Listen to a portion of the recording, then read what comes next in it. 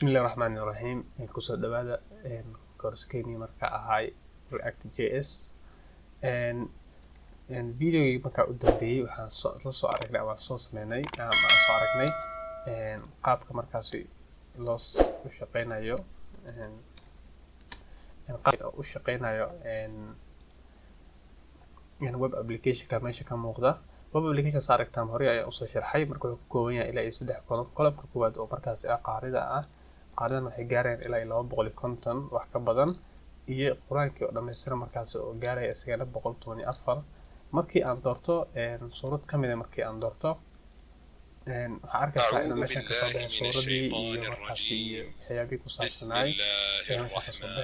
baxay iyo qaybta waxa ka soo baxay control-kii codka markaasi oo hadii download u baahan tahay iyo hadii markaasi browse adeegsid iyo wixii markaas adiga u baahan tahay marka meesha ka soo muuqanay sidoo kale waxaa isticmaalay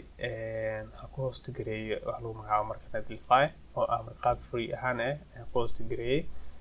sidoo kale waxaa isticmaalay waa aragtay domain noocaas ayaan isticmaalay dhammaan waa arki doonaa qaabka marka loo sameynayo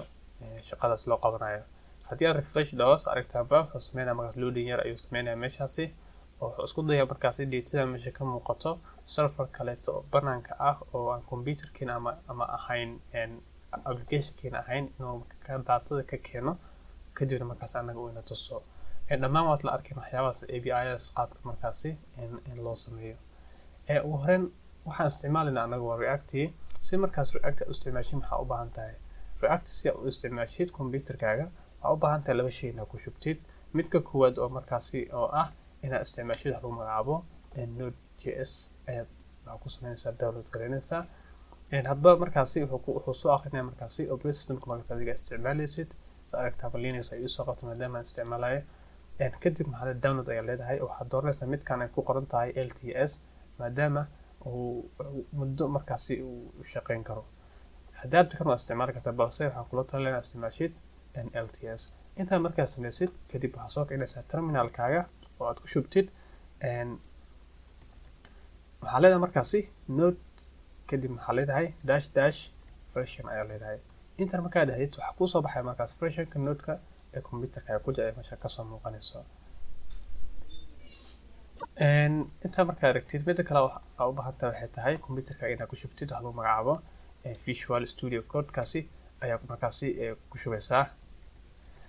Visual Studio Code-ka Google markaad ku qortid VS Code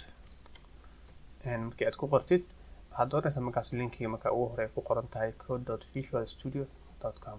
website-kaas ayaa booqanaysaa website-kaas markaad click siisid wuxuu kuu soo qoranaya markaasi operating systemka adiga isticmaalaysa ayuu kuu soo qabanayaa aragtaan automatic waxay soo qoto markaasi Linux maadaama isticmaalayo haddii uusan kuu soo muuqanin waxaad download ayaa click leedahay kadib waxaa kuu soo bixi doona markaas saddexda platform ama saddexda operating system ayaa markaas kuu soo muuqanaysa kadibna waxaad ka doonaysaa Windows ama Mac markii hadba midka adiga isticmaalaysa idaas markaa ku shubtid marka Visual Studio Code-kan wuxuu noo qabanayaa editor-keedii oo code-kii markaasi anaga aan ku qori lahayn marka waxaa u baahanahay labadaas shay ayaa u baahanahay inta markaa sameyno computerkan markaa fiirno waxa ku jira hadda Visual Studio Code ayaa ku jiro waxaan bilaabaynaa markaa project-keeni in aan sameyno ayaan isku dayaynaa markaasi project-ka inta ka muuqdo inaan dhammaantiisba aan sameyno waxaan soo kicinaya markaasi terminalka ayaan soo kicinayaa waxaa leeyahay control alt ayaa leeyahay haddii aad isticmaalaysa markaas Windows waxaa leedahay control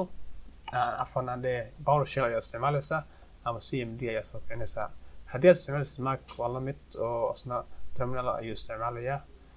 okay inta markaas sameyno waxaan tagaynaa meel banaan desktop ayaa tagaynaa si desktopka u tagno waxaa leenahay markaasi CD kadib waxaa leenahay desktopka ayaa qoran DE tab markaa dhahno si ayaa isdhameystiray inta ayaa project-keeni markaasi ku abuureynaa si project-kana u wadno waxaa leenahay nbx ayaa leenahay kadib waxaa leenahay create react app ayaa leedahay intaas markaas sameysid kadib project-kaaga magaciisa ama appkaaga magaciisa ayaa meeshaas ku sheegaysaa appka waxaa u bixinaa anaga markaas qur'aan ayaa u bixinaynaa waxaa u bixi kartaa wixii markaas adiga aad jeceshahay ayaa u bixi kartaa laakiin waxyaabaha xadir markaas aadan u bixi karin tusaale ahaan inaad dhahdid react inaad dhahdid iyo magacyo markaas asigu uu isticmaalayo project-ka laftarkiisa in adiga project name ahaan aad ka dhigatid ma ogolo. Okay, npx create react app intaas oo keli ayaa sameynaysaa kadib waxaad sheegaysaa qur'aan oo keli ayaa qoraysaa enter ayaa leedahay. Enter markaa dhahdid wuxuu sameynaya markaasi automatic meeshan waxaa noo abuurmi doona folder ayaa noo samaysmi doona oo markaas lagu magacaabo qur'aan sa aragtaa project name-ka ah. kadib wuxuu isku dayaa markaasi packages inuu ku shubo markaasi soo internetka ka keenayo.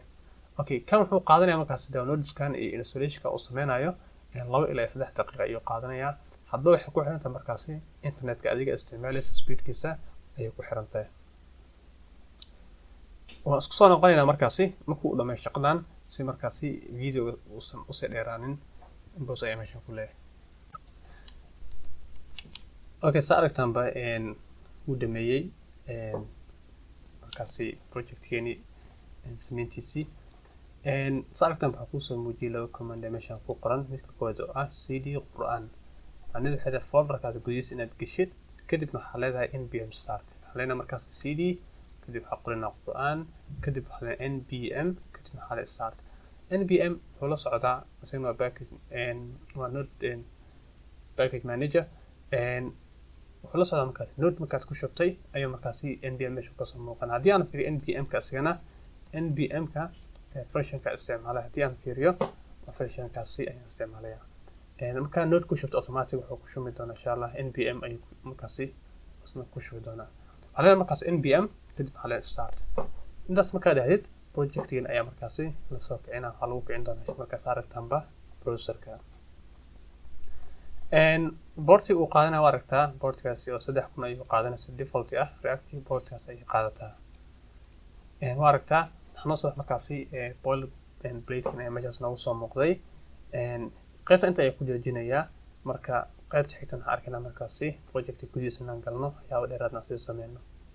fadlan hadduu video ku caawiyey like comment share intaas samee.